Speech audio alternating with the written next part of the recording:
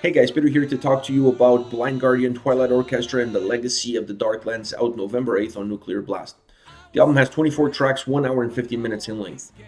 If the singles were not enough to really tell you where this album is going, I'm here to tell you that this is not Blind Guardian. This is not power metal with an orchestra behind it either. This is something completely different. This is a symphonic concept album with obviously some Blind Guardian influences in the mix. The concept of the album is one that follows a story that started in Marcus Heights, the Dark Lands. It tells a story of this apocalyptic secret during the dark times of the 30 Years' War.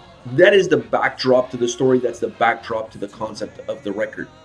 Now, the first thing I want to talk about is the structure of the album. I absolutely love the structure of this album. You're looking at 24 tracks. Not every single track is a song. What they did was they have intro tracks or interlude tracks mixed in between each and every single track that really helps you understand the story. It helps you understand where you are within the story, and more important, it really leads you into the following track, into the meat and bones of the next chapter of the story. Sometimes those interludes, those bridge tracks, whatever you want to call it, are done by a narrator. Sometimes it's the characters of the story themselves talking between them and really leading you into the next piece, the next chapter, if you will.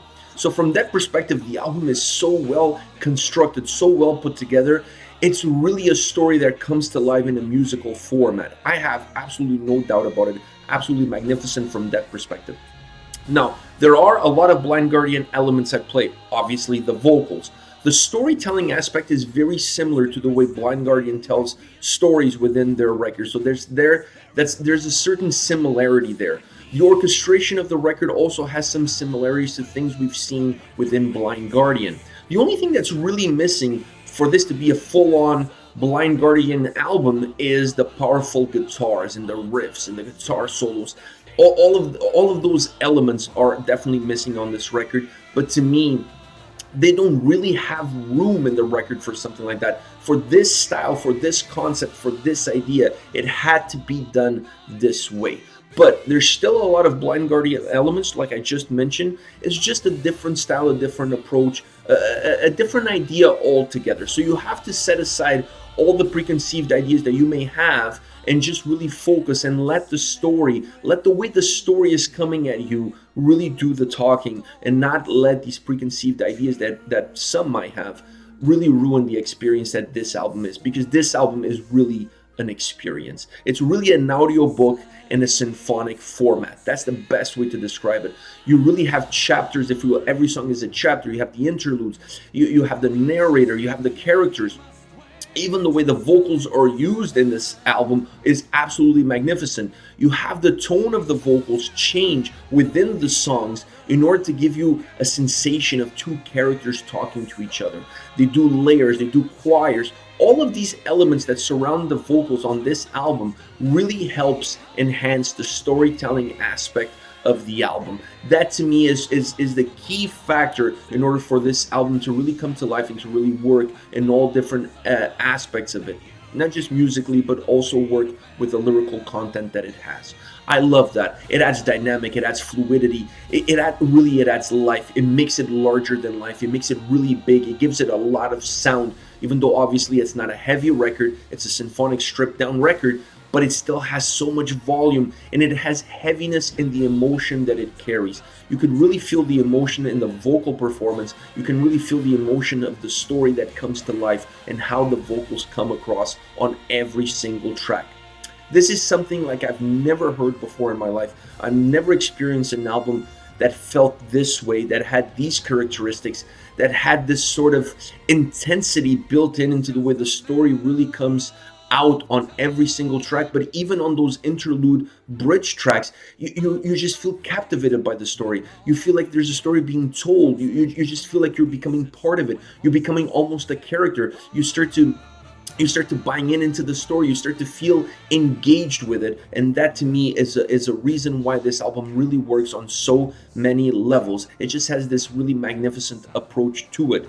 I really hope someone picks this up and turns it into either a movie, a musical, or a play, because it has all the condiments. The structure is there, the DNA is there, the backbone is there. You just have to do some enhancements here and there in order to really merge it and morph it into something else. But I honestly hope that this doesn't stay as an audio format only.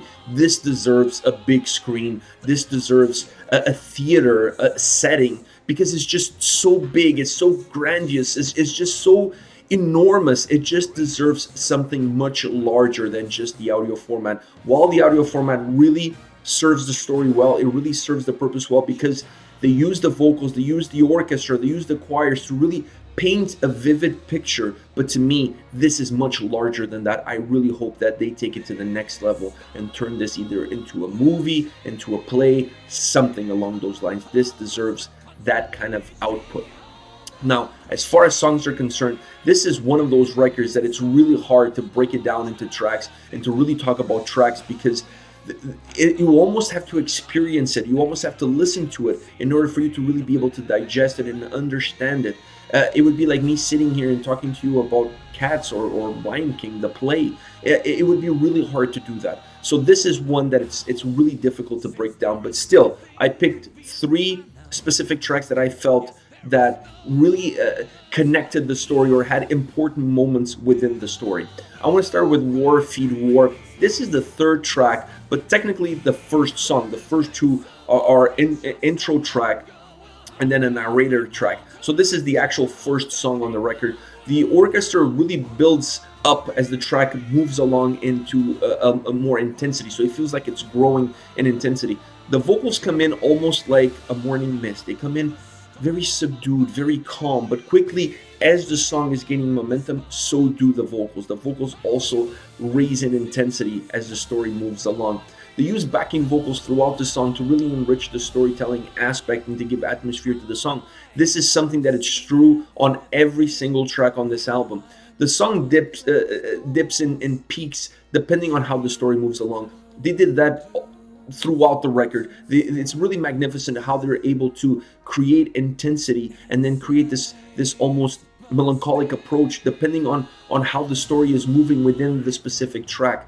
That this song is a perfect example of that. Perfect marriage of music and vocals on this song. You really feel the intensity, you really feel the story by the merger of those 2 elements within the track. Next one, Treason. This almost starts off as a Disney, it has a Disney kind of opening. It feels like this sprinkled mist in the air. Very Disney-like, the opening to this song. A song that holds itself together with an incredible vocal performance. That is throughout the record. Every single song has an outstanding vocal performance, but this song I felt like more than others really is held together by the vocals. Using layers in the vocals and key moments really enhances the emotion that the lyrics have. This song really allows that to be true. It really allows that to come into the forefront. A song that comes in waves. It doesn't have a linear path at all. It just really has a lot of ups and downs throughout. The vocals really push the track up and down depending on the mood of the song, depending on the mood of the lyrics at any specific time. The vocals really carry the weight of this track, and the music is the companion that allows the vocals to go on that journey. That is the feel that you're going to get from Treason. Last but not least, Nephilim. The vocals really are the main ingredient throughout, but on this song I felt that did something really interesting. They allowed the vocals to overlap each other a lot throughout the track. Even when the choirs come in or when you have backing tracks to really add volume, to add a sense of a crowd, to add a sense of anger, they allow them to overlap each other. So what that does is it creates a sense of dialogue between different characters. So it's a really cool way of having one vocalist feel like multiple vocalists, feel like more important than multiple vocalists is multiple characters. So adding the vocals in that perspective, having them overlap each other, really gives a feeling of a dialogue between characters within the story. So to me, that was one of the main takeaways that I had from this track. That to me was the overall idea of the track, and that to me was the main component of the track. The music around it enhances that dialogue, enhances that discussion.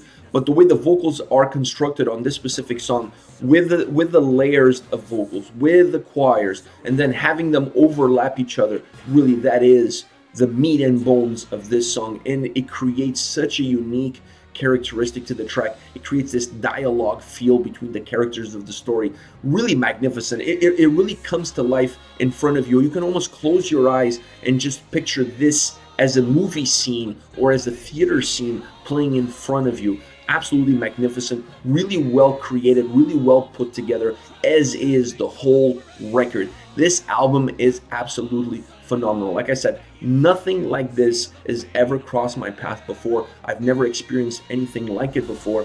I just really feel like the audio format is just not enough to really express the full delight, the full magnitude of this record. And like I said, this is not a metal album. In my opinion, this is definitely a symphonic concept album, and with a lot of Blind Guardian elements at play, of course, but very different from a Blind Guardian record. This is it. This is Blind Guardian, Twilight Orchestra, Legacy of the Darklands. Let me know your thoughts on the singles, on the record. If you have any questions that perhaps I can answer, let me know those as well in the comment section below. I'll be reading them and getting back to you as soon as I can. Take care, guys.